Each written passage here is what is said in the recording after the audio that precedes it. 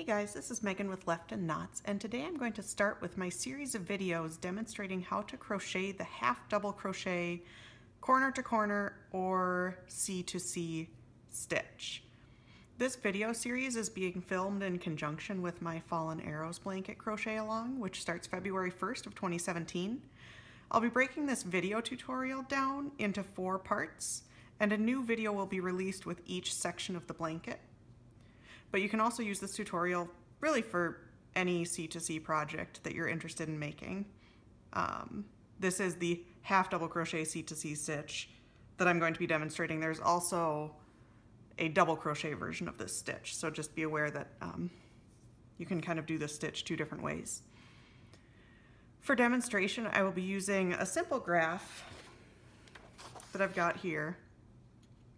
And in this video, I'll cover 2 techniques you'll need to complete the first section of the Fallen Arrows blanket. First, you'll need to know how to crochet increase rows of the C2C stitch. So corner to corner crochet starts in one corner and ends in the other. And so we're going to learn how to make those increased rows. And then also, since this is a pixel graph type of a project, we're going to learn how to switch colors mid-row with the C2C stitch and how to make those color switches look nice and clean. So let's get started learning the C2C stitch and then how to increase it. Just a heads up, I am left-handed. All those stitches work the same way no matter which hand you use, but if you have trouble watching a left-handed crocheter, I've had some people tell me it helps to watch videos in the mirror so that it flips. So just a little suggestion if you think that would help you. The Fallen Arrows blanket is made with a bulky yarn, but today I'm going to use Red Heart with Love. It's just a worsted weight yarn, and then a 5mm crochet hook, and that's just so that it's easier for you to see my stitches. So you'll start with a regular slip knot, and then start with a chain of 5. Now, in your 3rd chain from the hook, you're going to half double crochet, and then you're going to half double crochet in the remaining 2 stitches of that chain. And so I'm starting with the color white here because here's my graph, and here's row 1. And I'm going to be working back and forth. So I just did that first stitch. So we're already done with row 1. Now, our next row has 2 stitches in it. And so to increase the number of stitches, when you get to the end of your first square or pixel, you're going to chain 5 again.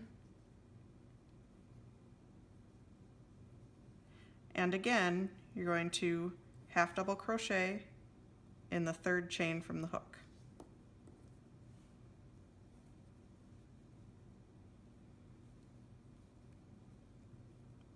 And in the next 2 chains. So each square is essentially made up of 3 half double crochet stitches. Now, I said there were going to be 2 squares in this next row. And this is kind of the most confusing part of corner to corner crochet, I think, when I was learning, but once you get it, you don't even think about it anymore. After you crochet that first increase stitch of a row, you're going to take your project and flip it so that you can crochet into this chain 2 space of your previous row. And then you're just going to insert your hook, yarn over, pull through, and pull tight. And that just connects your squares together. And then once you've pulled tight there, you're going to chain 2 and then work 3 half double crochets into this chain 2 space that you just attached to with a slip stitch.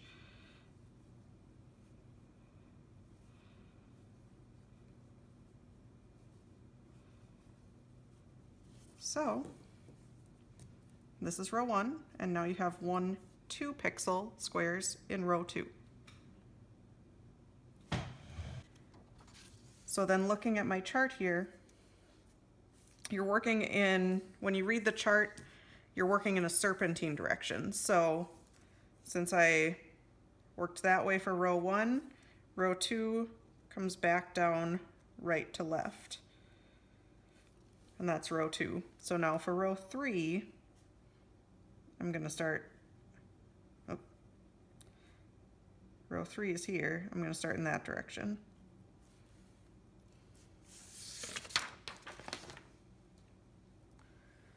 So again, to increase, chain 5, half double crochet in the 3rd chain from your hook,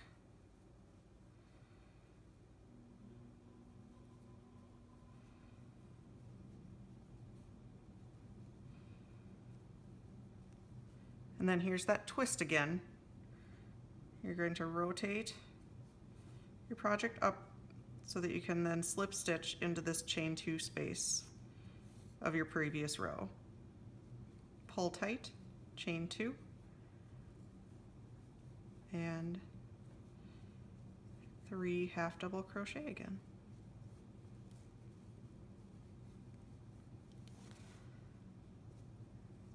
And then one more just like that. So again, slip stitch to that next chain 2, and then chain 2 more, 3 half double crochet,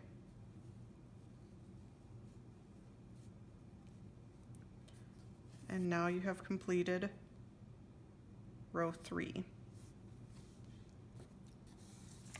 So again, row 3 came up this way, row 4 is going to come back down, and I'm going to keep serpentining back and forth now until I get to a color change that I can show you. Okay, so now I'm back. I've completed the first 9 rows, again in that back and forth or serpentine pattern following my chart. I do want to tell you the Fallen Arrows pattern will have both a chart and written row by row color changes, so whichever method is easiest for you to follow, both will be available. I also want to note that it doesn't matter which, if you're only following a chart, it doesn't matter which corner you start in, whichever one makes the most sense to you. As a left-handed crocheter, before I look to see what I think right-handed crocheters do most of the time, I usually start in this corner. I think most right-handed crocheters start in this corner, and that's why I'm doing it this way. But really, as long as you're keeping track, following back and forth on your chart, it doesn't matter which corner you start in. So just so you know that. And now that I'm on row 10,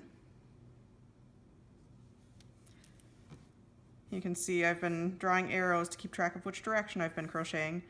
Now I'm going to come back down this way. But this time, I'm going to run into some red squares here. So I always like to just give myself a heads up and think, okay, I'm gonna crochet 2 white squares and then 1, 2, 3, 4, 5, 6 red squares and then 2 more white squares.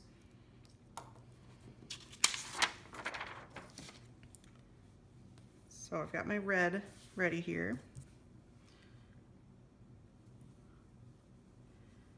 And again, we're still increasing in our rows, so I'm going to start with a chain 5, half double crochet in the second chain, or in the 3rd chain from the hook, and then 2 more times. So that's our first white square. Remember, we needed 2 white squares first. And slip stitch into that chain 2.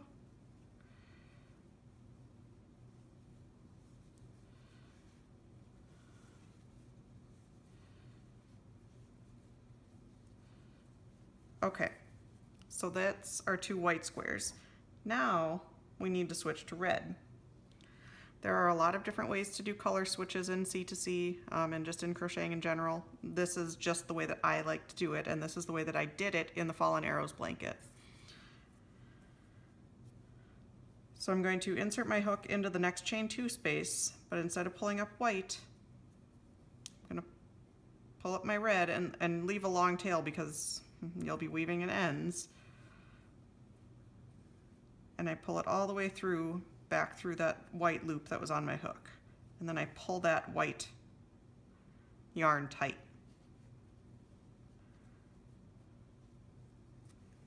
And then I finish that slip stitch, and I also tighten the red yarn.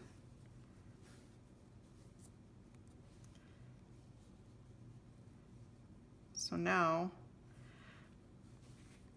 before I continue, I also want to say there are a couple ways you can handle color changes and either carrying yarn across your piece or using separate skeins or bobbins.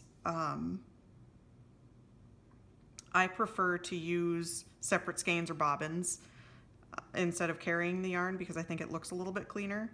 I'll show you how to do both though. So first I'll show you how to carry. So I've got my red attached, chain 2. If you're going to carry your yarn, this white yarn here is going to line up with that chain 2 space so that you work over, so that you work over the top of it.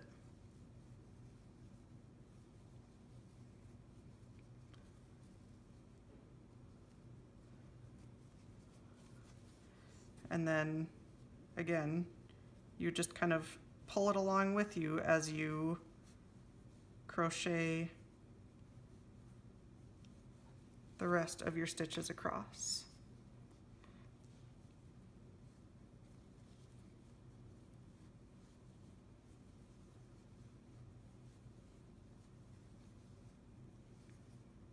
So that's carrying. If you want to work with bobbins of yarn or separate skeins of yarn, the join is the same, but you don't need to worry about carrying this along with you. You can just work your stitches like usual. And I like this for a couple of reasons. This is my preferred method. One, because when you carry your yarn, it can distort a little bit of the shape because you're working over some extra bulk. You can also, if you carry different color, if you carry a color over a different color, you can kind of see it when you work over it. So I don't always love that look. In this example specifically, I'm going to be using white on both sides of my color change anyway. And so for me, it's easier to just leave the white on either side where I'll need it. And then there's not a whole lot of cutting and tying or carrying back and forth. But ultimately you have to pick which method works best for you and how much yarn you have to work with. So again, it's flexible. Crochet is a very personal thing. Everyone has their own way of doing things. So I needed 6 red squares, so I need 1 more.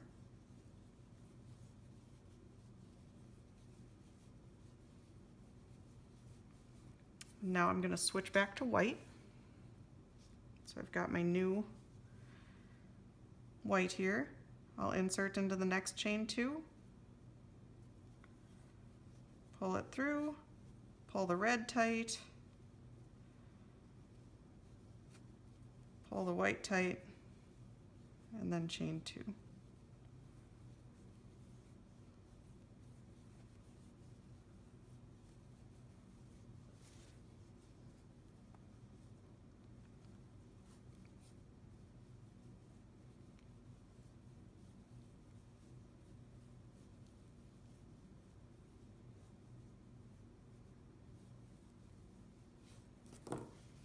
So that shows how to do your color changes. And then see, I've got my white here and the white that I left over here. So then when I come back down this way, I'll be able to use this skein of white for these stitches up here, do my red stitches, and then I will have this skein of white waiting for me down at the other end of the square. So that is the first video session that I will do on the C2C stitch. This one covered, again, the increasing rows and then color changes within a row. Next time I will talk about maintaining rows. So basically you'll be increasing on one side and decreasing on the other side so that you can make a rectangular shape. Video number 3 will cover decreasing rows so that you can come to that last point. And then video number 4 will cover edging, just general edging techniques for crochet corner to corner. And then also I will cover the specific edging stitches that I use for the Fallen Arrows blanket crochet along. So I hope that you are getting excited to join me on February 1st. I'm getting really excited. I love this blanket. And I hope that you enjoy practicing the corner to corner stitch if you've never done it before. Have a great day. Thank you.